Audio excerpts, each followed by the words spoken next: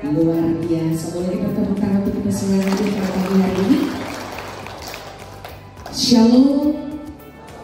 Assalamualaikum warahmatullahi wabarakatuh. Salve. Om Swastiastu. Namo Buddhaya. Salam kebajikan. Salam sehat.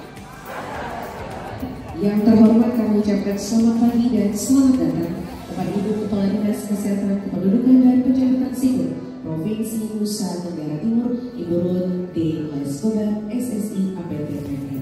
Boleh kita berikan tepuk tangan. Yang Bapak Ibu hadirin yang terkasih dan yang kami hormati, seluruh rangkaian acara orientasi manajemen integrasi dan pendidikan provinsi yang berlangsung mulai dari tanggal 22 sampai dengan nanti di 25 Agustus 2023 di Hotel Leo Aston Kupang.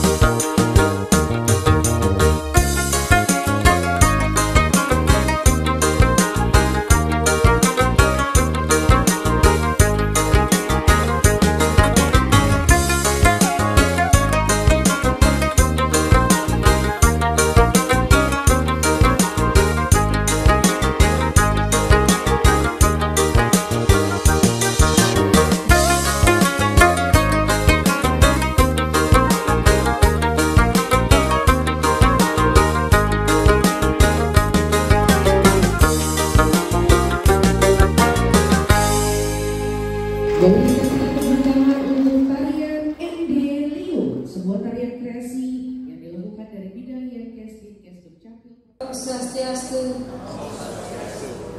Namo Buddhaya. Salam kebajikan. Salam sehat.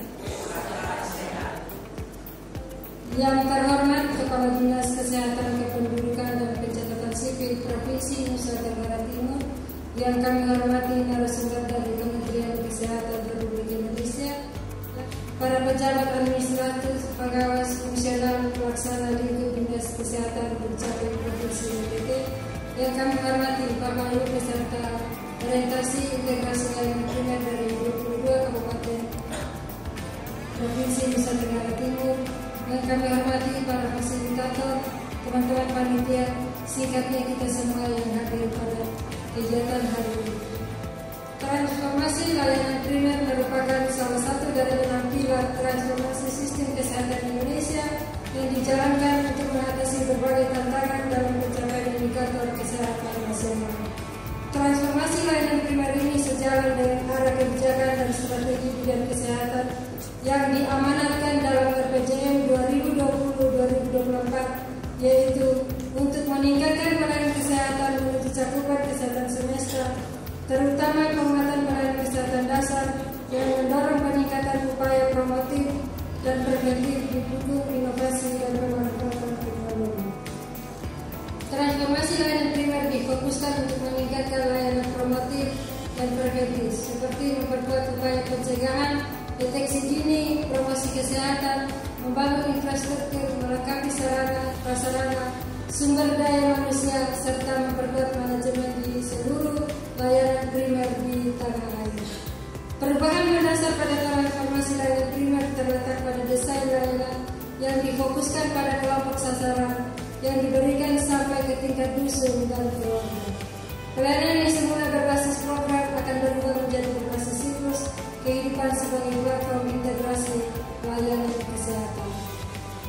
Bapak Ibu yang kami hormati, secara umum pelayanan di puskesmas akan berbagi menjadi 4 klaster, yaitu klaster manajemen, klaster ibu hamil hingga remaja, klaster usia produktif dan lansia, dan klaster penanggulangan penularan penyakit. Perubahan ini akan mendekatkan layanan kesehatan melalui jejaring hingga tingkat desa dan dusun, serta memperkuat pemantauan wilayah setempat melalui pemantauan dengan dashboard situasi kesehatan di setiap desa. Dilanjutkan dengan manajemen mutu pelayanan dan keselamatan bagi masyarakat, pasien dan petugas, kemudian manajemen jaringan dan jejaring puskesmas, serta sistem informasi puskesmas dan dashboard PMS.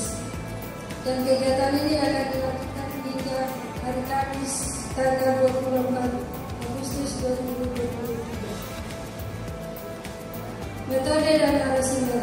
Metode: presentasi, diskusi, dan tanya jawab serta simulasi. Narasumber dari Direktorat Tata Kelola Kesmas Kemenkes RI dengan materi kebijakan integrasi layanan primer telah disampaikan pada hari Selasa kemarin. Kemudian yang kedua, fasilitator dari Dukcapil Provinsi NTT sebanyak 4 orang yang telah dilantik pada bulan Juli, yaitu Ibu Dona dari Kesmas, kemudian Ibu Dr. Febi dari Yankes, Ibu Oka dari Kesmas, dan Ibu Nulagorin dari Kesmas. Peserta yang hadir pada kegiatan ini dari 22 kabupaten dengan masing-masing per kabupaten 4 orang. Demikian laporan yang dapat kami sampaikan. Dengan hormat kami mohon kesediaan Ibu Kepala Dinas Kesehatan Kependudukan dan Pencatatan Sipil Provinsi Nusa Tenggara Timur untuk memberikan arahan sekaligus membuka kegiatan ini dengan resmi. Sekian dan terima kasih. Shalom. Sampai. Assalamualaikum warahmatullahi wabarakatuh. Om Santi Santi Santi Om. Namo Buddhaya. Salam kebajikan. Salam sehat untuk kita semua. Sekian dan terima kasih.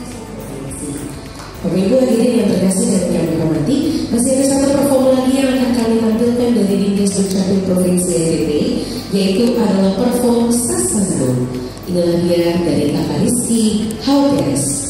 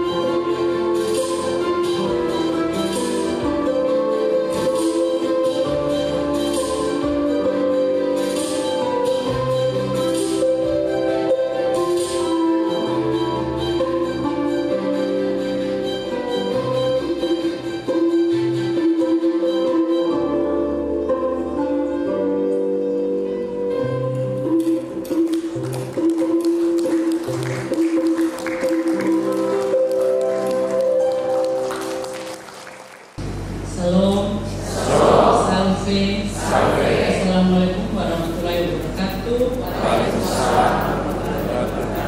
Om Swastiastu.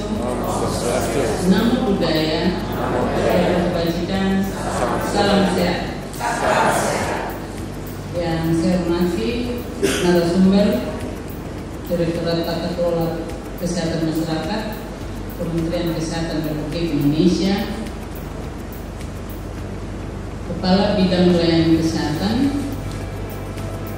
pejabat struktural fungsional dari Dinas Kesehatan, Kependudukan dan Pencatatan Sipil Provinsi Nusa Tenggara Timur, fasilitator yang berbahagia, peserta dari 22 kabupaten kota seprovinsi Nusa Tenggara Timur, dan kita semua yang hadir pada pagi hari ini. Yang pertama, kita bersyukur karena kita diberikan kesehatan dari Allah untuk melaksanakan tugas-tugas kita sebagai tenaga kesehatan dan bisa memenuhi undangan dalam rangka melakukan orientasi manajemen integrasi layanan primer tingkat provinsi. Saya mengucapkan terima kasih Ibu Kabid dan panitia sudah mempersiapkan acara ini dengan baik, juga para penari dan pemain sesando. Terima kasih untuk para peserta yang sudah disiplin mengikuti kegiatan ini. Ada beberapa poin yang ingin saya sampaikan. Yang pertama, pandemi COVID-19 yang mengguncangkan sistem kesehatan global telah mengantar Indonesia pada pilihan menuju jalan perubahan. Kementerian Kesehatan Republik Indonesia telah bertekad menjalankan transformasi sistem kesehatan Indonesia melalui 6 pilar transformasi kesehatan. Salah satu pilar utama yaitu transformasi layanan primer yang dijalankan untuk mengatasi berbagai tantangan dalam pencapaian indikator kesehatan nasional. Transformasi layanan primer difokuskan untuk meningkatkan layanan promotif, preventif, seperti memperkuat upaya pencegahan, deteksi dini, promosi kesehatan, membangun infrastruktur, melengkapi sarana prasarana, SDM, serta memperkuat manajemen di seluruh layanan primer di tanah air. Kita berusaha menciptakan suasana hati Bapak Ibu dengan segala pergumulannya dan persoalan di tempat tugas untuk bisa happy dalam menerima materi dan berdiskusi, sehingga ada kurang-kurang yang terjadi di tempat tugas Bapak Ibu bisa didiskusikan dengan narasumber. Karena dari waktu ke waktu kita bersyukur Menteri Kesehatan kita saat ini dia punya misi visi yang bagus, sehingga walaupun kita tertatih-tatih di daerah, tetapi dia berusaha menentukan standar yang bagus untuk kita tenaga kesehatan dan pelayanan kesehatan. Jadi perubahan mendasar pada transformasi layanan kesehatan primer terletak pada desain layanan yang difokuskan pada kelompok sasaran yang diberikan sampai ke tingkat dusun dan keluarga pada level kecamatan. Desain ini memberikan paket pelayanan untuk masing-masing siklus hidup di berbagai tingkat layanan kesehatan yang ada di puskesmas, baik pelayanan di dalam gedung maupun luar gedung. Jadi untuk pelayanan yang semula berbasis program akan berubah menjadi berbasis siklus kehidupan sebagai platform integrasi layanan kesehatan. Secara umum pelayanan di puskesmas terbagi menjadi 4 klaster: klaster manajemen, klaster ibu hamil hingga remaja, klaster usia produktif dan lansia, dan klaster penularan penyakit. Perubahan ini akan mendekatkan layanan kesehatan melalui jejaring hingga tingkat desa dusun, serta memperkuat pemantauan wilayah setempat melalui pemantauan dengan dashboard situasi kesehatan di setiap desa. Tahun 2022 dilaksanakan uji coba penerapan konsep integrasi layanan primer di tingkat kecamatan dan desa kelurahan di 8 fokus. Salah satunya uji coba adalah Puskesmas Nidiligi di Kabupaten TTS, yakni Desa Sopo dan Tumu. Sehingga pada tahun 2023 akan dilakukan replikasi secara bertahap 34 provinsi. Kalau melihat pilot project di 8 lokus, biasanya mereka ambil itu provinsi terbaik, kemudian menengah, kemudian yang paling bawah. Kira-kira kita pilihan di ini itu kita yang pertama, kedua, atau ketiga? Tidak ketiga lah, pertama dong. Pertama. Karena sudah terbukti di Desa Sopo dan Kumu berhasil. Jadi Bapak Ibu, replikasi ke 34 provinsi, kita sudah meletakkan dasar yang baik, dan untuk menguatkan peran dan pembekalan pengetahuan kemampuan terkait konsep integrasi layanan primer, perlu dilakukan orientasi integrasi layanan primer bagi tenaga kesehatan di kabupaten kota yang dapat mendampingi puskesmas dalam menerapkan konsep integrasi layanan. Saya kira itu beberapa hal yang saya sampaikan. Jadilah agen perubahan di bidang kesehatan. Kalau Bapak Ibu mampu untuk melakukan itu, kesempatan buat Bapak Ibu tidak lama. Khusus untuk pemerintah provinsi, Ibu sebelumnya di inspektorat, kemudian Ibu bergabung ke dinas kesehatan. Tantangan beda lagi. Inspektorat hanya 112 pegawai. Di dinas kesehatan ada 1.300 pegawai.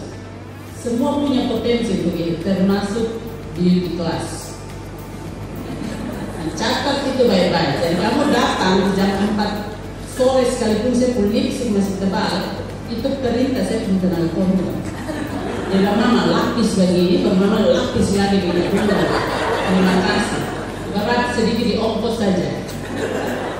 Artinya kompetensi 1.300 pegawai itu masing-masing ada. Bapak Ibu kembali pulang lihat baik-baik, mata jam buta, kompetensi masing-masing staf itu digunakan sebaik-baiknya untuk pelayanan. Tadi kalau Bapak Ibu lihat yang menarik, ada satu di punggar akan pinggul sebagus yang lain kaku ke bambu. Itu keahlian. Supaya ada yang senang lihat kaku-kaku, ada yang senang lihat kaku-kaku. Jadi Bapak Ibu nanti ada waktu ya, lihat di YouTube terus komen sedikit. Kalau perlu lihat Ibu Kadis bagus ya, walaupun tidak bagus ya. Supaya orang lain baca dan Ibu Kadis bisa ya, kan kita tahu Ibu Kadis yang mana toh. Kita seragam biru semua sama, make up semua sudah sama karena kelas biru kelas itu mahkota sudah naik tinggi ke raja dan ratu, mau tahu kepala dinas yang mana. Minimal komen dari situ. Ya, kalau kita sudah bisa tersenyum, kita sudah bisa tertawa, kita sudah siap untuk menerima materi, dan tolong pulang kerjakan itu, evaluasi kita baca di sini nanti. Ini bukan garis perintah, kita garis koordinasi, karena kita otonomi daerah. Tapi jangan gigi di luar hanya di Neo Aston saja. Pulang sampai sana sengaja lupa. Kalau dana banyak kita panggil lagi untuk evaluasi, tapi kementerian bilang cukup sudah begitu. Dengan pertolongan Tuhan yang Maha Esa dan seizin kita semua, saya membuka secara resmi kegiatan orientasi manajemen integrasi layanan primer 3 Provinsi Nusa Tenggara Timur. Tuhan memberkati kita semua. Salam, salve, wassalamualaikum warahmatullahi wabarakatuh. Om Santi Santi Santi Om. Namo Buddhaya. Salam kebajikan. Salam sehat. Wabarakatuh. Selamat siang Bapak Ibu semua. Salam sehat Bapak Ibu. Ini kelihatannya sudah berkumpul semua ya di sini untuk mengikuti orientasi LP selama kurang lebih berapa hari Bu Dona kalau di sana? 5 hari. Kurang 3 hari yang efektif itu. Yang diundang dari 22 kabupaten kota, 1 kabupaten, diundang 4 orang. Baik, izin Bapak Ibu, nama saya Rima Damayanti, saya dari Direktorat Tata Kelola Kesehatan masyarakat, kebetulan tim kerja integrasi pelayanan kesehatan primer. Jadi memang di kami ini ada tata kelola Kesmas ini karena direktorat yang baru ya. Jadi tim kerjanya juga banyak yang disesuaikan dengan kondisi, terus terang begitu. Nah, jadi karena kita banyak penguatan terhadap pelayanan primer atau khususnya untuk kesehatan masyarakat, ini saat ini memang dari tahun 2022 kita dari Kesmas ini dialihkan gitu ya, ada pengalihan tugas-tugas dari direktorat jenderal yang lain seperti untuk Puskesmas jadi ke Kesmas, kemudian juga Labkesmas juga yang asalnya di P2P sama Yankes juga ini menjadi ke Kesmas.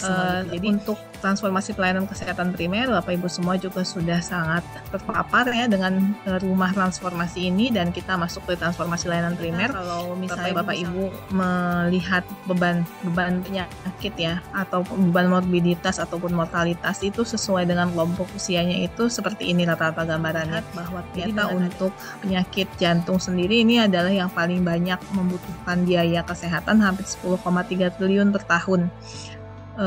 Terus kemudian kanker, stroke, dan juga gagal ginjal. Di kabupaten kotanya, hal-hal apa saja yang menjadi kendala dalam pencapaian SPM ini? Salah satu imunisasi rutin, kemudian juga perluasan deteksi dini, ini ada screening, ada 14 screening. Jadi integrasi pelayanan kesehatan primer ini adalah suatu cara perubahan konsep kerja untuk penguatan pelayanan kesehatan primer.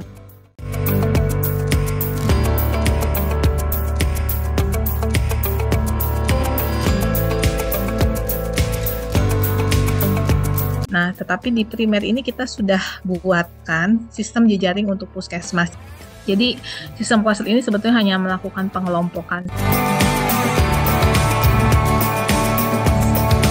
Yang Puskesmas itu nanti akan bentuknya berupa klaster-klaster ya Bapak Ibu. Nah, ini nanti akan ada perubahan rancangan SOTK dari Permenkes 43. Ini akan direvisi, akan menjadi seperti ini.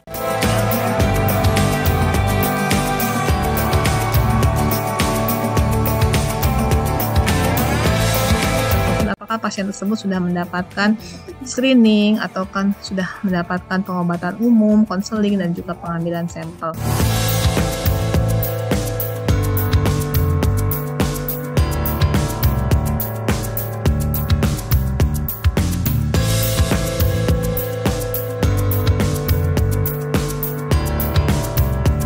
Penyelenggaraan Posyandu ini bisa untuk semua siklus hidup, jadi tidak hanya untuk pelayanan KIA atau tidak terpisah-pisah.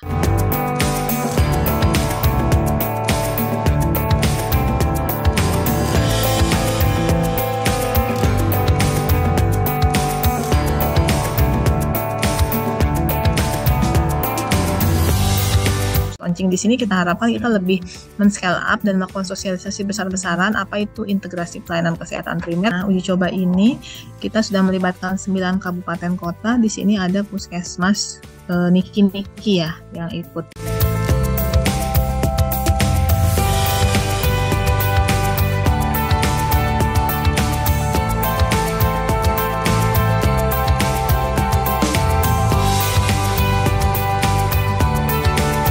Pemenuhan sarana prasarana dan alat kesehatan juga tahun depan akan ada dukungan dari dana loan pinjaman dari World Bank. Karena di data kami ada sekitar 24.000 pustu yang ada dengan kondisi memang ada yang rusak berat, ada yang rusak sedang, ada yang rusak ringan gitu ya. Nah, Bapak Ibu nanti mungkin bisa mengembangkan untuk yang ILP ini, puskesmas atau desa-desa atau kelurahan yang memang sudah punya pustu tetapi mungkin belum terlalu diperkuat, itu silahkan untuk penguatan dulu sehingga pustu itu nanti bisa memberikan pelayanan yang lebih komprehensif, tidak hanya untuk pelayanan pengobatan umum saja tetapi juga untuk KIA-nya juga masuk di situ.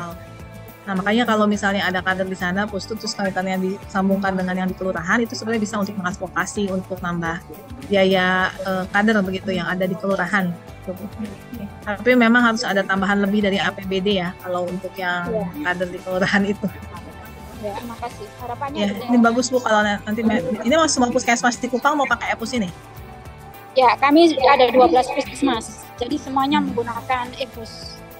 Iya. Nanti kami juga nanti mohon bantuan dari tim USAID yang ada di Kupang untuk bisa memfasilitasi dan membantu ini ya Bu ya, untuk yang EPUS-nya ini. Ya. Ya, terima kasih. Ya, sama-sama. Mungkin demikian yang bisa saya sampaikan, Bu Dona. Saya kembalikan. Tadi sudah dijelaskan kenapa harus postu, karena regulasinya tadi sampai ke atas dia berbenturan dengan Permendagri. Persiapan event yang setiap bulan tetap kita laksanakan, tapi nanti pendekatannya yang pendekatan dengan siklus hidup yang harus kita pahami bersama. Ada klaster 1 tentang manajemen, kemudian klaster 2 tentang ibu dan anak, klaster 3 tentang usia produktif dan lansia, klaster 4 penanggulangan penyakit menular, dan nanti ada juga yang namanya lintas klaster ya. Baik, kita klaster 1 itu tentang manajemen puskesmas. Untuk manajemen puskesmas ini kalau kita manajemen pasti P1, P2, P3. Di situ ada ketatausahaan, kemudian manajemen sumber daya, kemudian manajemen keselamatan pasien berhubungan dengan akreditasi, ya, kemudian sistem informasi kesehatan yang tadi disampaikan. Itu semua nanti berada di bawah klaster 1. Dan sesuai dengan revisi nanti PMK 43 yang sementara digodok, itu nanti kalau dulunya kepala puskesmas, kemudian tata usaha, baru PJ. Nanti dia akan menjadi kepala puskesmas, langsung ke bawahnya PJ klaster 1, PJ klaster 2, klaster 3, klaster 4, dan PJ lintas klaster. Yang mana penanggung jawab klaster 1 adalah KTU di puskesmas. Saya kalau ada teman-teman untuk dilihat puskesmasnya, penilaian kinerjanya sudah sejauh mana dikatakan. Dan verifikasi sesuai dengan cukup program tadi kecilnya, KDI, promesnya, yang UKM esensial maupun pengembangan yang ada di puskesmas. Nah, jadi untuk format-format untuk pengisian penilaian kinerja itu sudah ada juga, teman-teman. Biasanya puskesmas sudah mengadakan. Kalau di kabupaten kota ini kan bukan hanya satu orang penjabat untuk puskesmas, kan ada tim PPCB ya, tim pembinaan klaster binaan. Jadi semua lintas program harus terlibat di situ, terutama dalam pendampingan akreditasi ya. Kemudian, ini perannya kita di mana? Peran dinas kesehatan dalam klaster manajemen ini. Ini kami provinsi punya. Jadi menggerakkan koordinasi lintas program dan lintas sektor, kemudian meningkatkan kompetensi SDM yang mengikuti pelatihan bagi pelatihan manajemen puskesmas, bagi kepala puskesmas dan KTU, melakukan pembinaan kepada puskesmas untuk mencapai target indikator program, kemudian memberi dukungan sumber daya dalam kelancaran pelaksanaan seluruh proses manajemen puskesmas, seluruh puskesmas, kemudian melakukan advokasi kepada pemerintah daerah agar proses perencanaan dan prosedur dalam kegiatan dapat diakomodasi kesehatan kota dalam pembinaan manajemen puskesmas berhubungan dengan ILP ini. Yang pertama, memfasilitasi integrasi koordinasi puskesmas dengan SKTP lainnya atau sektor swasta dalam bentuk kerjasama. Kemudian meningkatkan kompetensi SDM. Kemudian yang bertanggung jawab, kepala kota bertanggung jawab terhadap penyelesaian masalah kesehatan yang tidak terselesaikan di tingkat puskesmas. Ini kemarin misalnya keluhan mengenai motor aset ya, manajemen aset, keluhan mengenai motor dinas yang sampai saat ini belum dikembalikan oleh petugas yang sudah prinsip purna bakti. Nah ini kalau di tingkat puskesmas tidak diselesaikan, dinas kesehatan harus membantu sesuai dengan fungsinya kita. Apakah dia di bidang aset kah, di bidang mana? Mohon dibantu karena juga memperlancar pelayanan masyarakat. Kemudian ada pustu yang bermasalah, tanahnya diklaim menjadi milik masyarakat. Kemudian menghadiri luka ini tribulan dan berpartisipasi aktif dan jalan koordinasi lintas sektor. Nah ini tadi. Jadi tim TPCB mohon menjadwalkan sehingga ya minimal 1 tahun 1 kali atau 2 kali lah menghadiri minggu karya lintas sektor puskesmas. Kemudian melakukan pengawasan terhadap kegiatan pelayanan di puskesmas, pelaksanaan manajemen dan pencapaian program puskesmas itu sudah pasti ya. Kemudian melakukan pengumpulan hasil PKP setiap akhir tahun dari semua puskesmas. Nah ini kan puskesmas yang belum menyerahkan PKP, melakukan verifikasi PKP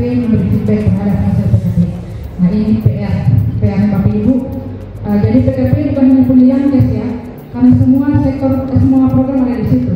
Jadi setiap program harus melakukan verifikasi terhadap hasil capaian program masing-masing. Dan kali ini saya akan membawakan klaster 2-nya tentang GAP ini.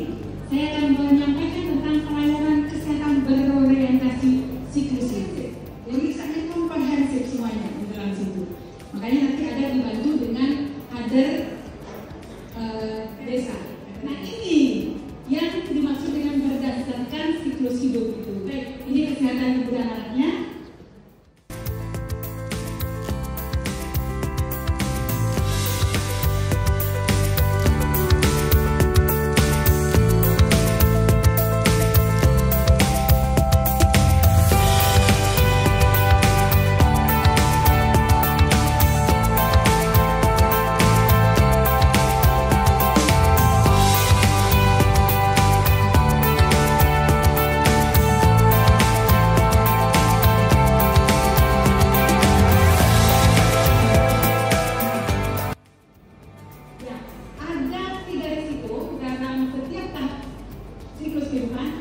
Ada resiko medis, ada resiko psikologis, dan resiko sosial.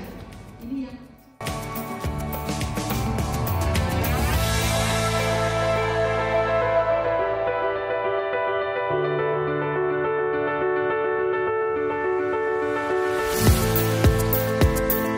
terakhir.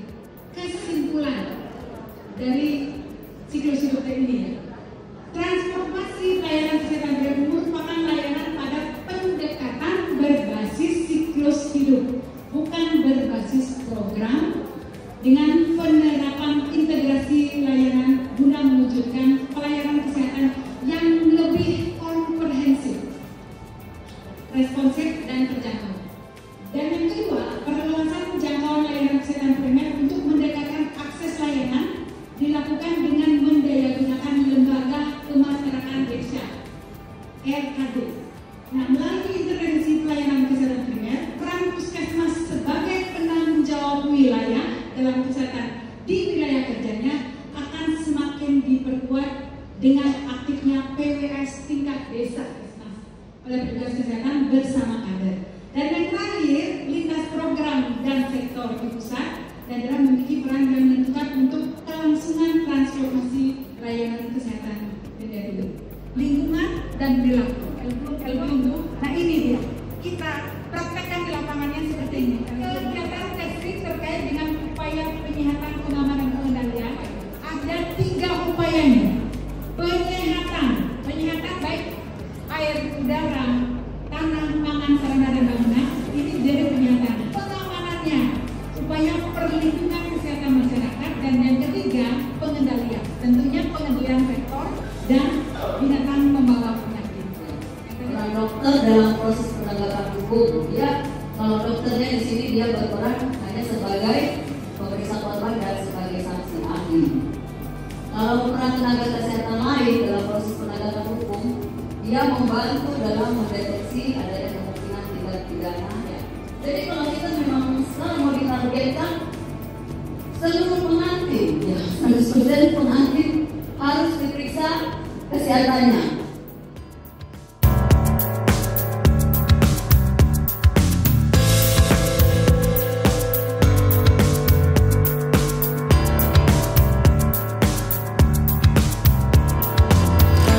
Pada usia produktif itu screening dan imunisasi tetanus.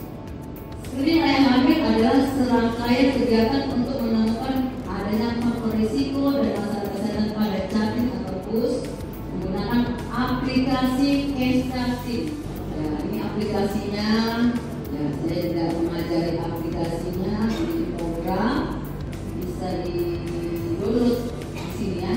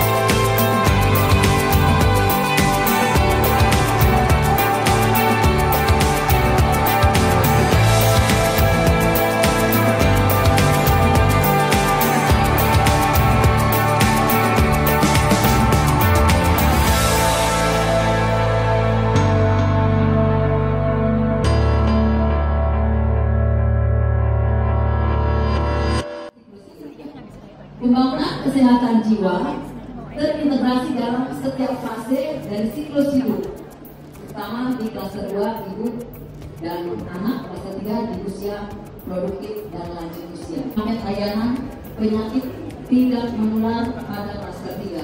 Pasti alurnya kalau ada sasaran datang, ya dijaring. Nah, kalau dia masih bisa diatasi di puskesmas, ya kita layani. Lalu kita nilai apakah dia punya risiko untuk menerima PTM. Jika ya, maka ada tindak lanjutnya di obati. Bisa juga dirujuk.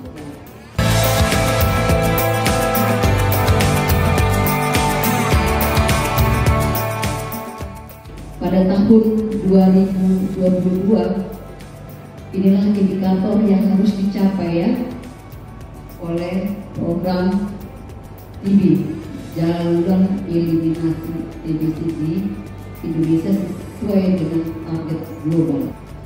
Ini situasi TBC di Indonesia dari tahun 2021 sampai 2023. Ya. Tes lab untuk golongan darah, HB, sifilis, HIV, hepatitis. Jadi ibu hamil saat melakukan AEC di T8 itu dia harus dites lab untuk gangguan kesehatan ini. Pelayanan kegawat daruratan adalah tindakan medis yang dibutuhkan oleh pasien gawat darurat dalam waktu segera untuk menyelamatkan nyawa dan pencegahan kejahatan. Jadi kalau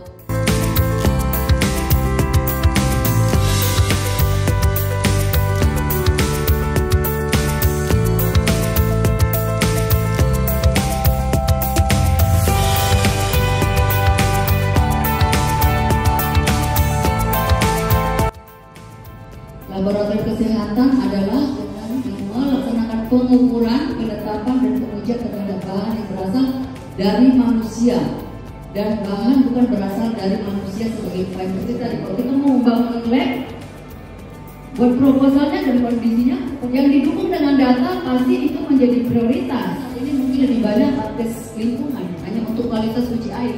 Ini berarti dia rasa, warna, bau, toh.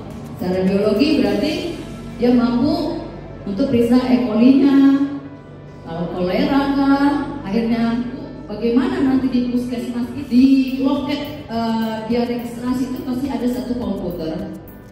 Kalau saya belum pernah terdata, berarti bukan data baru loh, dimasukkan di zona.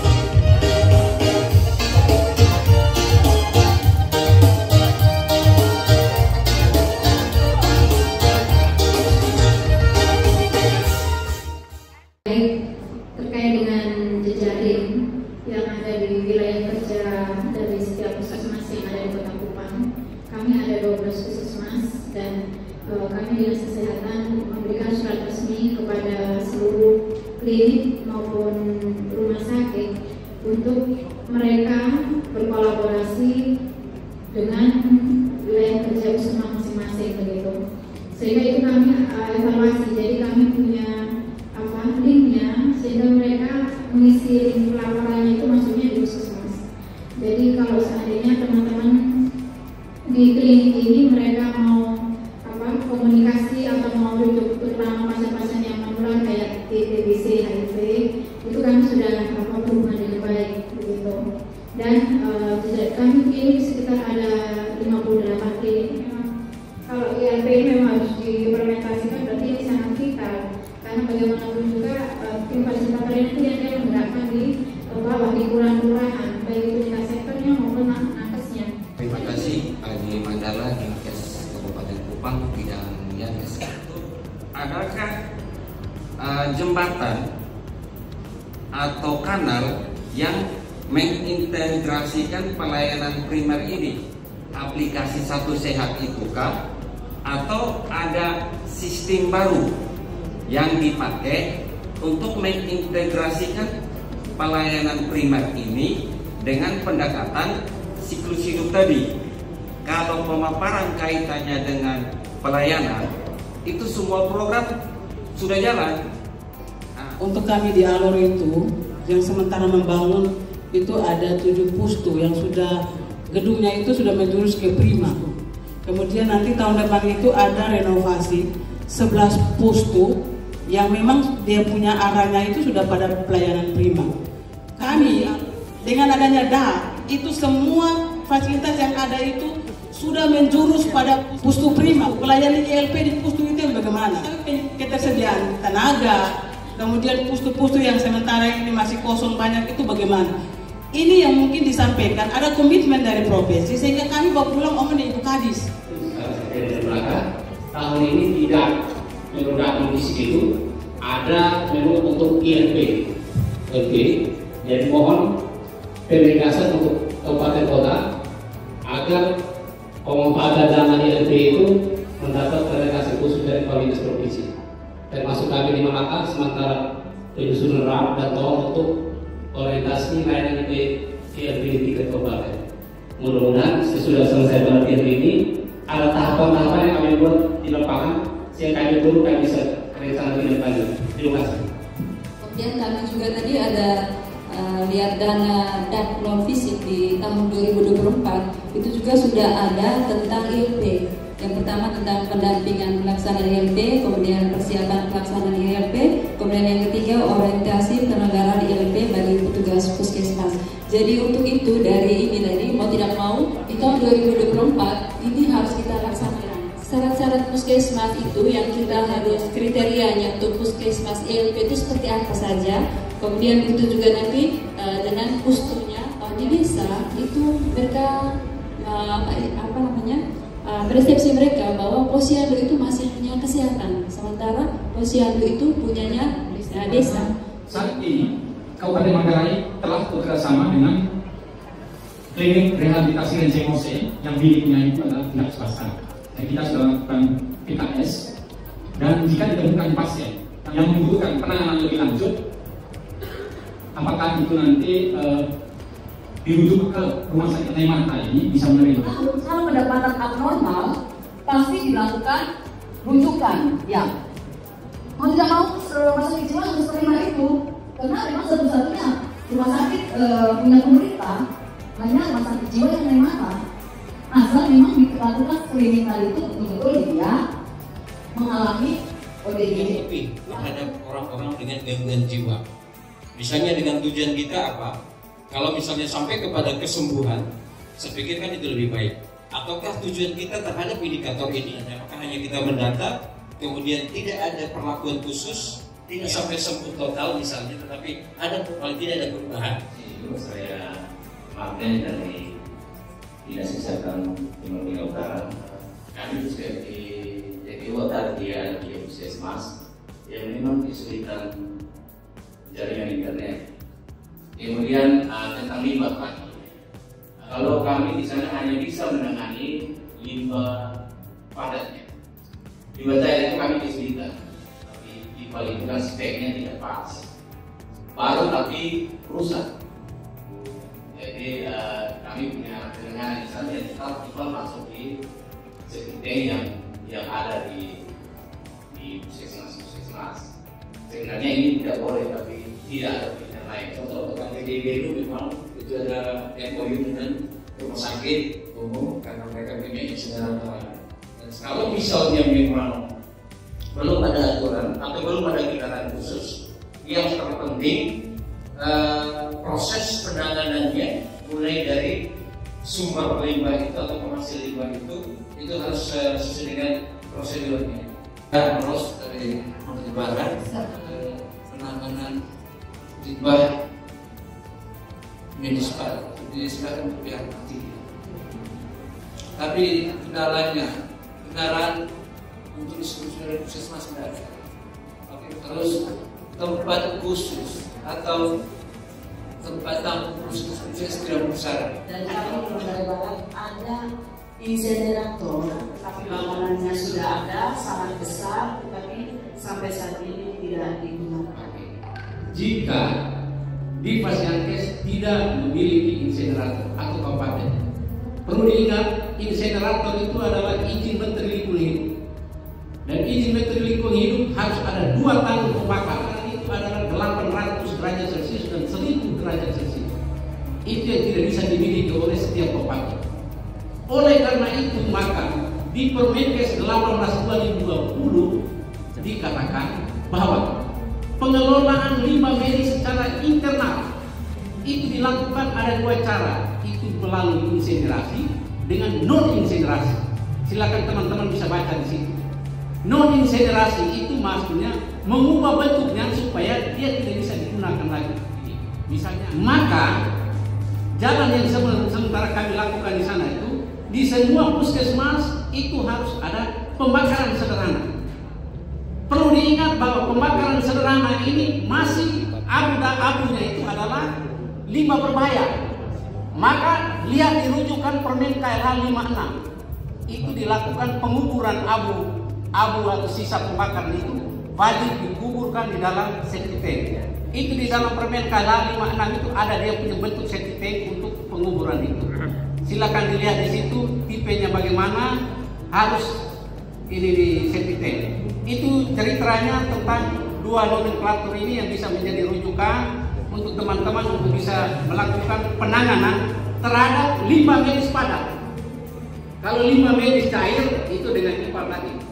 Tetapi rekomendasi saya teman-teman, saya ambilnya dari Momere, itu alat pembakaran sederhana.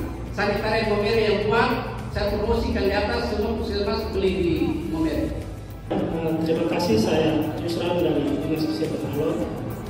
Harapan kami ketika ada kunjungan ke kabupaten atau ke puskesmas, tidak ada lagi bahasa yang menyatakan bahwa penanganan yang dilakukan teman-teman itu keliru. Akhirnya komplain lagi kita ke kabupaten bilang, Pak dong selama ini kita ngomong kayu begini kok, kayu buat orang-orang datang bilang ke sana. Kami di Kabupaten Alor itu ada LSPK, sudah dibuat semua bidang itu ada LSPK dan itu ditantang oleh kepala dinas. Pedoman itu kami sudah berikan dari seluruh 27 puskesmas itu semua sama, bentuknya, modelnya, SOP-nya semua sama, tidak ada beda. Lalu ketika kita sendiri yang menjustis bahwa itu dilakukan salah, siapa yang mau belajar? Jadi ini bahasa saya tidak boleh dengar lagi. Itu memang menyakitkan bagi kami yang melakukan program di bawah. Itu saja, terima kasih. Pengelolaan limbah B3 dan kalau kita masih limbah medis itu, karena yang kami temukan di lapangan juga misalnya limbah yang jarum suntik itu sudah dimasukkan di dalam safety box-nya, tapi sekarang untuk pemusnahannya karena ada yang tidak punya insenerator di kabupaten kota. Jadi yang kalau sudah punya kerjasama tidak bermasalah. Ada yang sudah ada kerjasama tapi permasalahannya di pengangkutan. Teknisnya dokternya ini tinggal dia bisa lanjutkan dia lagi. Tensinya tinggi, nadinya normal, nafasnya normal, suhu tubuh juga juga masih batas normal. Tapi di sini ada lagi pemeriksaan jantung, paru, abdomen, dan ekstremitas dalam batas normal. Nah, apakah keempat pemeriksaan ini adalah hasil dari screening yang ada di alur ini atau belum? Kalau misalnya belum, kita harus mengikuti ini panduan alur ini. Yang tadi Ibu ngomong itu ya, anamnesia kayak klaster 3 itu. Jadi ada di klaster 3 itu yang di lansia. Itu kan ada di format ini, format lansia itu tuh ada. Kalau persepsi kita menyatakan tidak, bukan screening, berarti kita harus lakukan ini pelayanan kepada PTM ini. Berarti kita harus siap untuk punya ini apa instrumen waktu kuesioner itu, kuesioner apa-apa saya mau ditanya. Nanti kan berbagi peran, nanti dia akan sebutkan. Kemudian jadi form yang disiapkan adalah apa aja petugas screening kesehatan, yang kedua screening apa IMS, itu yang ketiga screening penggunaan nafsa. Betul. Petugas screening dia juga ada screening obesitas, screening BM, karena anemia kan ada hubungannya dengan ini apa nafsu itu karena ini kecemasan gangguan ini tidur kesehatan jiwa ya jiwanya atau kecemasannya bisa juga bukan hanya screening kesehatannya kan yang pertama ya, dia itu apa screening anemianya dulu kesana lain orang ya nyeri dada disanggal salah dan nyeri dada ada rongki Nadia ada rongki artinya sudah jelas ya masa kita suruh dia pulang nah ini kita diskusikan saya rasa kalau dia terapi kerja pulang minum obat terapi dia kan terapi ini kan sudah positif ini hasil dia dengan terapi program yang sudah dilatih tidak apa-apa dia pulang cuma harus dievaluasi kunjungan rumah kemudian dipesan untuk ambil obat rumah lingkungannya juga kan di orang Keslingnya juga berperan ini pasien atau sudah orang Kesling yang pasien siapa? Pasien dan keluarganya oke bapak-bapak merokok bapak-bapak pasien dia bukan waktu di loket itu harus tentukan dia gawat darurat atau soalnya kalau kita punya screening kelas tapi ini udah jelas bukan gawat darurat iya saya tadi ibu yang dari provinsi sampaikan di loket itu sudah harus ada tambahan satu lab di situ baru ditentukan baru dia mulai dia mau ke klaster berapa. Pada hari Kamis tanggal 24 Agustus tahun 2023 datanglah Ibu Ivi bersama anaknya ke Puskesmas Neo Kupang. Pagi. Ini mau datang berobat anak ini ada mencret dari tadi malam. Sabar Ibu, saya mau berawat bisa tolong lihat kondisi anak bagaimana Bu? Mencret dari tadi malam Bapak ini dia sudah lemas-lemas ini. Kita langsung ke UGD saja. Karena melihat kondisi anaknya dalam kondisi lemas, maka oleh petugas diarahkan langsung ke lampung ke permisi ya Bu, kami kasih tidur dulu. Ibu silakan duduk dulu ya. Ibu ini bagaimana anaknya? Langsung periksa dokter. Mencret dari tadi malam Ibu itu ya. Dia muntah tidak? Tidak. Oh Ibu, ternyata anak Ibu ini kekurangan cairan ya. Nanti ini. Oh ya Pak Dokter, ini tolong saya pegang di punggung ini agak cepat ini kita langsung pasang infus dulu ya. Iya, tolong dulu Pak. Nadinya cepat juga Bu ya. Napas juga. Mama dulu sudah ya, biar supaya nanti ini Pak perawat mereka. Permisi. Kami periksa ya. Berdasarkan hasil pemeriksaan dari dokter, pada kondisinya lemas maka anaknya diberikan rehidrasi berupa infus. Ya. Ibu, infusnya sudah terpasang nih. Ya, Ibu jangan jauh-jauh, jangan panik ya Bu ya. Ibu duduk saja di samping anaknya. Ya, sambil nanti setelah ini kami lanjut untuk pemeriksaan dulu ya Bu ya. Nah, baik lanjut periksa saya dulu selesai ini. Pak Dokter, berat badannya Pak Dokter? 7,9 ya. Panjang badannya 80. Tanggal lahirnya Bu? Dia lahir tanggal 6 Mei. 6 Mei tahun 2022. Mama sambil kasih apa adek, kasihan dia menangis tuh. Nanti dia tangan bergerak itu terus terlepas. Oh iya, kasihan. Kayaknya orang nanti ini kita periksa dulu elektroniknya, langsung minta lab untuk data. Ya, berlangsung. Mama ya. Mama ini bisa sambil siapkan orang di depan. Oh iya. Mama bagelah. Saya dari laboratorium, saya izin ambil darahnya adik ya. Iya Ibu, tapi nanti dia menangis ini Ibu. Mama tenang saja. Mama kasih nanti ya.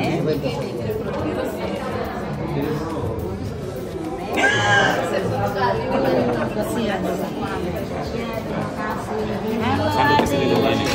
Mama bisa ini, nanti kita kasih minum kalau dia gini, biar pangku juga tidak apa-apa. Yang penting jangan terganggu tangannya, terus sambil dikasih minum oral itu ya. Ini Ibu perawat dengan Pak perawat ini tadi dia punya ini panjang badan dengan apa nih, agak kita harus koreksi lagi. Kalau bisa kita panggil yang dari gizi untuk bisa ini dengan dari MPBS kalian. Nah.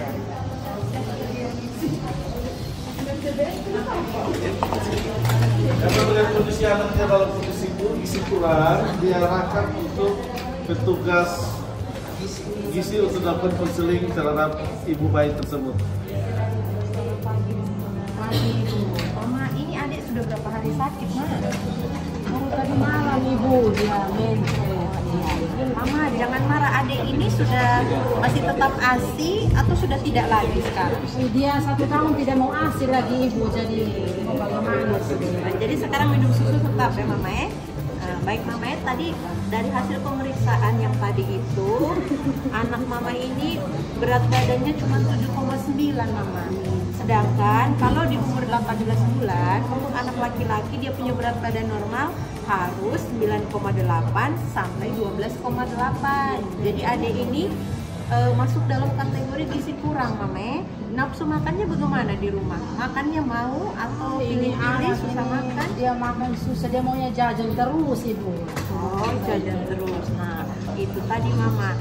Ini Mama, sekarang karena adik ini susah makan dan cuma maunya jajan, jadi sekarang mungkin sedikit menyampaikan untuk Mama, makan makanan adiknya itu harus diperhatikan dengan baik, harus isi seimbang, ada sayur, nasi, lauk, buah, susunya tetap dikasih. Kalau bisa mulai kurangi bahkan hentikan di penjajan-jajan Mama. Bulan depan harus tetap di posyandu Mama, supaya ketong bisa lihat kira-kira dia punya progres nih setelah Mama rubah dia pun pola makan, dia punya menu dan lain-lain. Kira-kira dia punya nafsu makan baik atau tidak, berat badan ini berpengaruh atau tidak. Karena kondisi anak ini adalah menderita diare berdasarkan hasil diagnosis dokter, maka diarahkan oleh petugas sanitasi dilakukan konseling lagi oleh petugas sanitasi. Biasanya kalau minum air mentah, minum air yang sudah dimasak. Kalau minum air biasa masak, tapi kalau haus buru-buru air yang ada kita yang penting minum Bapak. Oke, lalu kemarin Mama punya anak sebelum dia diare atau mencret ini dia makan apa? Kemarin itu ada jajan itu Bapak. Supaya apa? Kita punya anak jangan kena penyakit diare atau penyakit lain. Kita harus yang pertama jaga kebersihan. Kemudian minum air yang sudah dimasak. Lalu tempat penyimpanannya juga harus bersih, punya cara segala macam. Kemudian begitu juga makanan dan minuman yang kita siapkan di atas meja harus sebelum dikasih dia makan harus ditutup rapat ya, ditutup rapat. Kemudian ini kan masih kecil, kita yang orang tua kan yang harus kasih dia makan, berarti harus jaga kebersihan, harus cuci tangan pakai sabun sebelum kasih dia makan. Kemudian di rumah ada WC atau tidak? Kebetulan kami baru nikah 1 tahun, jadi belum ada WC Bapak. Masih numpang di sebelah. Bukan di depan sisi. Numpang di tetangga. Masih keluar. Faktor yang paling pengaruhnya itu bisa terjadi dari situ. Diare ini juga kan bisa terjadi karena mungkin ada infeksi di dalam, karena lambungnya yang tidak bagus, makanya lalu pas makan sembarang makanya sampai diare. Nah ini kan kita belum periksa laboratoriumnya. Nanti kalau hasil laboratorium seperti apa, itu pasti kita tahu persis apa sakitnya, karena apa penyebabnya kan gitu. Tapi yang intinya untuk supaya kita sehat, tadi yang paling penting jaga kebersihan. Nah, ini sudah agak tenang ya, Mak. Nah, ini Pak Pras, selama di sini tadi ada mencret tidak? Tidak ya? Oke. Mulai pasang infus. Mulai pasang infus tadi ya? Tadi sudah masuk orang itu? Sudah muntah. Oke, tidak muntah. Minumnya setengah. Minum setengah juga ya? Oke. Jadi Mama, nanti saya akan kasih resep obat. Nah, ini ada orali, dan ada zinc. Ingat, jangan karena anak sudah berhenti mencret, pulang di rumah ini zinc, mampir kasih minum. Sampai habis ya Pak? Harus sampai habis 10 hari ya Mama ya. Ini saya kasih 10 tablet, harus loh. Terus dia punya orali, ini kasih minum terus. Ini ganti air ya Mak ya. Nah, dia rasa ini nih enak ya Mak ya. Nah, tapi kalau ini tadi dia mau ya Mak ya. Tapi kalau misalnya dia tidak mau minum ini lagi, Mama bisa kasih air yang lain, air yang lain, jus atau apapun ya Mak ya. Mama kasih untuk anak. Oke Mak, nanti infus habis ini nanti Pak Perawat dan Ibu mereka buka. Mama sudah boleh pulang ya. Tapi Mama ingat bahwa nanti harus datang periksa lagi Ade. Oh datang lagi ya? 3 hari lagi harus kontrol di sini. Nanti lewat loket. Mak ya. Nanti datang lagi lewat loket tadi.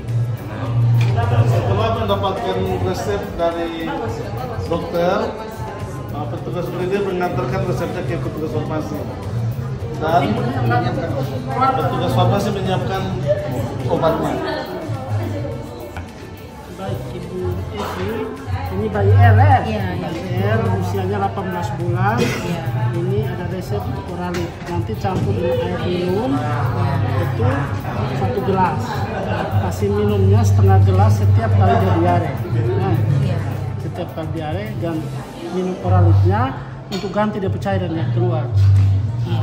Kemudian ada zinc nih, 10 tablet itu untuk 10 hari. 1 hari minumnya 1 tablet. Kasih minum yang pagi, kok siang, kok malam Bapak? Kalau Mama mau kasih minum siang hari ini, berarti besok juga siang lagi ya. Supaya 24 jam dia tetap dapat zinc. Selamat pagi Ibu. Selamat pagi. Silakan duduk Ibu. Terima kasih. Kita daftar dulu ya Ibu. Maaf Ibu, apakah Ibu sudah pernah berkunjung ke sini? Sudah. Oh, ya. Ibu, saya minta kartu berobatnya. Bisa. Ini Bu. Baik Ibu, makasih. Ibu pakai kartu KIS.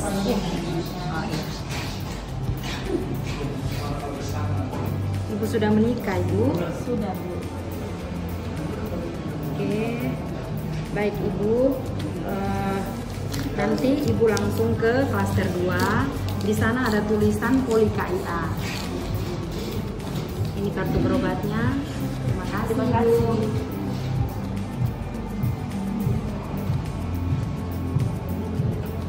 Selamat pagi. Selamat pagi. Silakan duduk. Bagaimana? Saya pusing Bu. Pusing. Kuat. Cepat sekali. Lelah Bu. Mungkin saya bisa tahu nama dulu Bu. Nama siapa Ibu? Desi Uli. Desi Uli. Umur berapa? Umur 26 tahun. 26 tahun. Nama suami siapa Ibu? Adi. Adi. Alamatnya di mana? Tinggal di mana? Di Lambanatu. Sudah terlambat berapa? Ini sudah 2 bulan. Baik Ibu, saya periksa dulu ya. Iya Bu. Oke, permisi. Timbang berat badan Ibu. Ini baru hamil pertama? Iya, hamil pertama. Timbang dulu. Berat badan 50 ya. Tinggi badannya 156. Silahkan duduk kembali.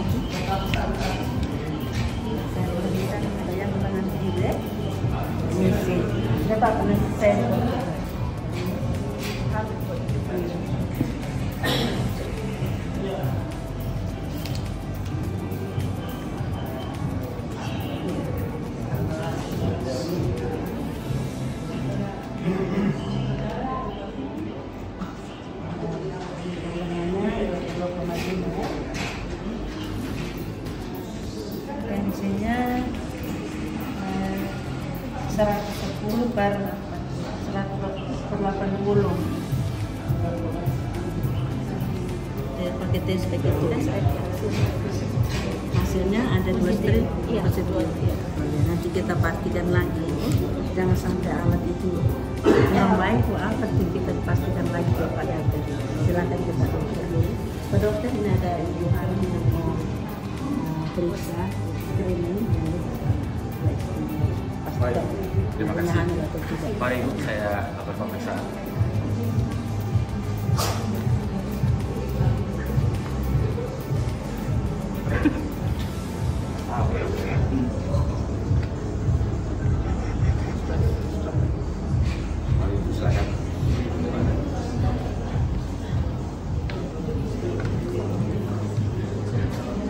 Oke Ibu, setelah saya lakukan pemeriksaan USG, Ibu positif hamil.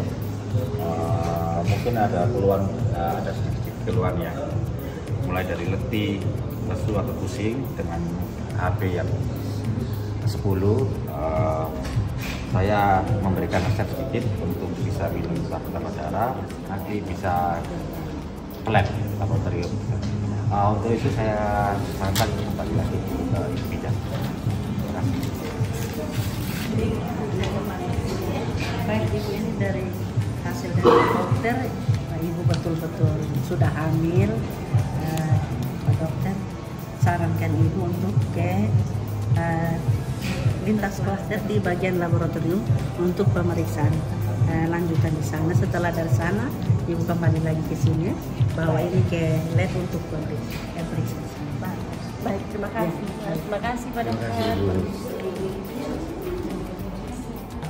Antrian nomor 1, Ibu Desi, silakan masuk. Selamat siang Ibu. Selamat siang. Perkenalkan, nama saya Rita. Saya petugas lab yang akan melakukan pemeriksaan terhadap Ibu. Apakah 3 hari terakhir ini Ibu ada minum obat?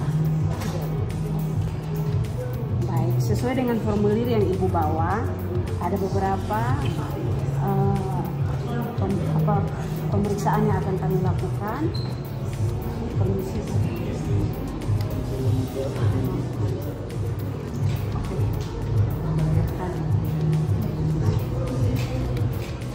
Ini sudah melakukan pemeriksaan, hasilnya sudah ada. Nanti hasilnya Ibu bawa kembali lagi ke Pak dokter ya, untuk diberikan selanjutnya. Terima kasih Bu. Terima kasih Bu. Permisi.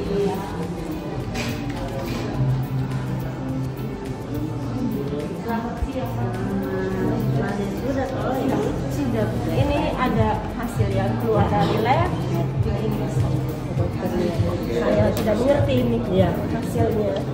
Oh ya, itu dari hasil labnya sendiri tadi sudah menunjukkan bahwasanya HB-nya 10 dengan nilai 22,5.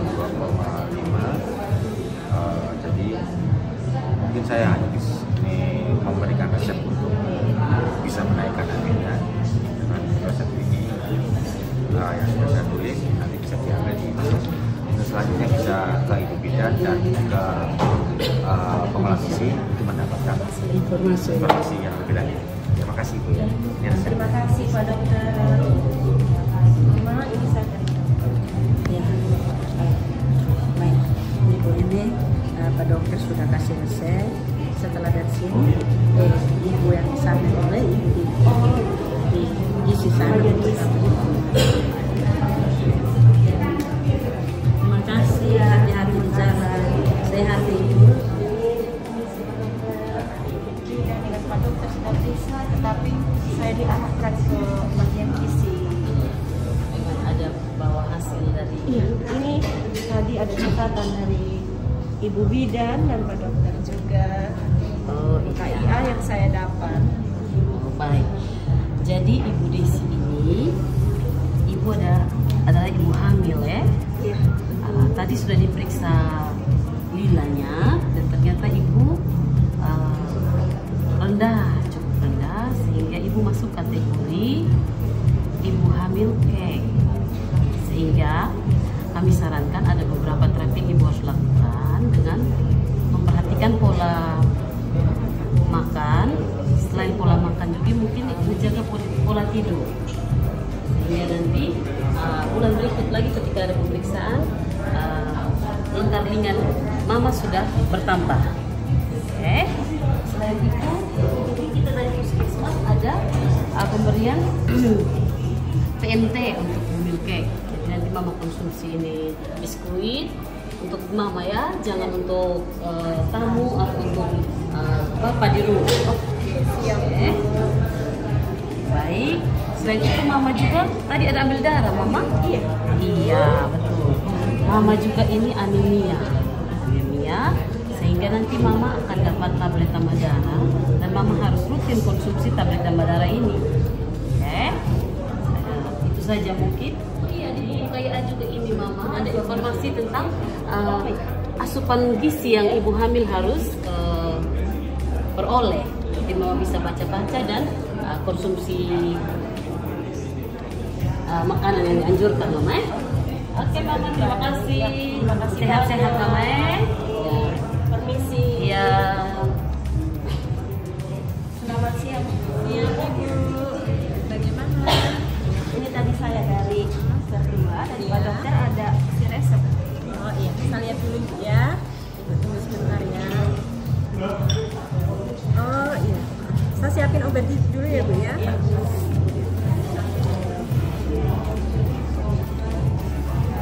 Ini obatnya TTD sama talak ya ibu ya. Untuk TTD-nya nanti ibu apabila pagi hari merasa mual ibu bisa minum di malam hari.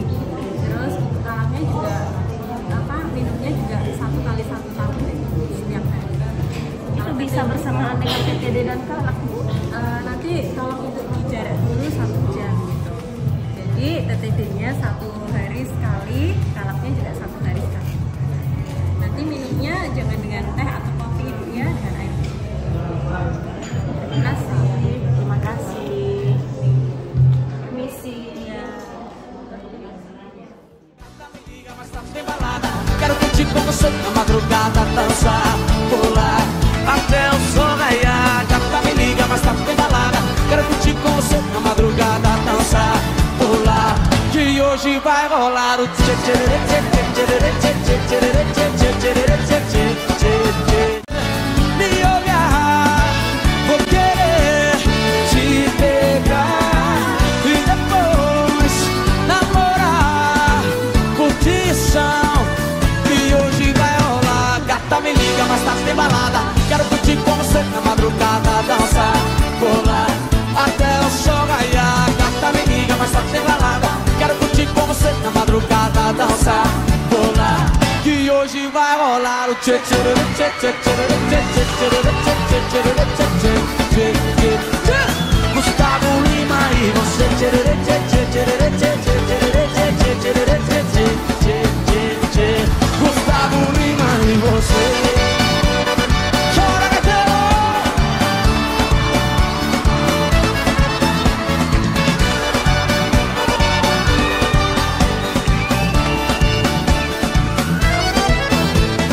Gata me liga, mas tá sem balada.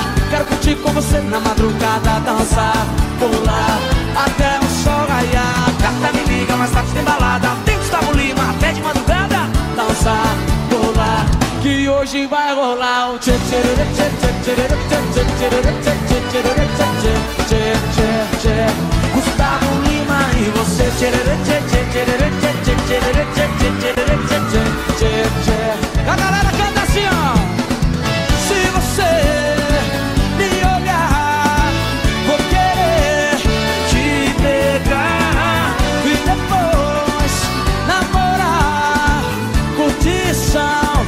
Que hoje vai rolar. Gata me liga, mas tá sem balada. Quero curtir com você na madrugada, dançar, pular até o sol raiar. Gata me liga, mas tá sem balada. Quero curtir com você na madrugada, dançar, pular.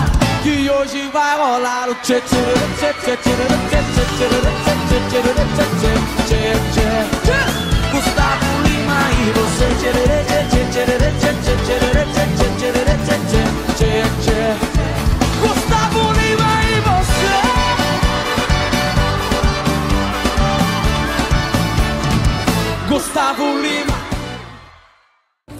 Salam. Sampai. Assalamualaikum warahmatullahi wabarakatuh. Om Swastiastu. Namo Buddhaya. Salam kebajikan. Salam sehat. Yang terhormat Kepala Dinas Kesehatan Kependudukan dan Percepatan Sipil Provinsi Nusa Tenggara Timur, dalam hal ini diwakili oleh Kepala Bidang Penanganan Kesehatan dan Capim Provinsi NTT, yang kami hormati teman-teman fasilitator. Terima kasih sudah memberikan materi yang jelas dan dihormat kepada peserta dari berbagai kota, teman-teman panitia yang sudah berupaya mengenai ini, Bapak Ibu pejabat struktural dari lingkup dinas kesehatan provinsi, teman-teman masyarakat, dan yang berbahagia kita semua yang masih standby dari hari pertama sampai dengan sore hari ini dengan semangat ibu kami dan kami hormati.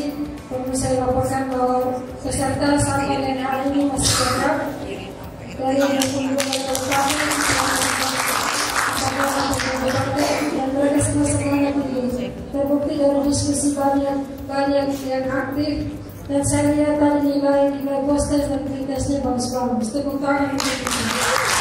Kalau nanti disampaikan ada yang dapat yang mungkin sedikit oleh-oleh yang belum Bapak Ibu yang belum dapat, jangan diri.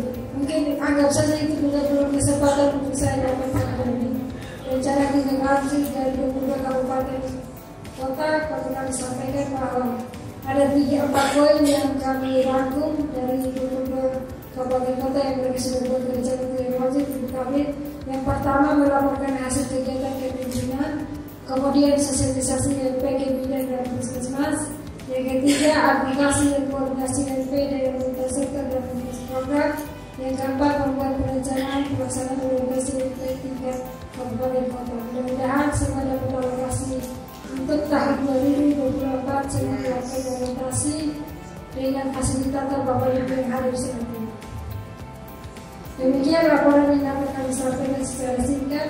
Dengan hormat kami mohon kesediaan Ibu Kepala Bidang Penanganan Kesehatan Capim Provinsi NTT untuk memberikan arahan. Baik, salam. Assalamualaikum warahmatullahi wabarakatuh. Om Swastiastu, Namo Buddhaya, Salve, salam kebajikan, salam sehat untuk kita semua.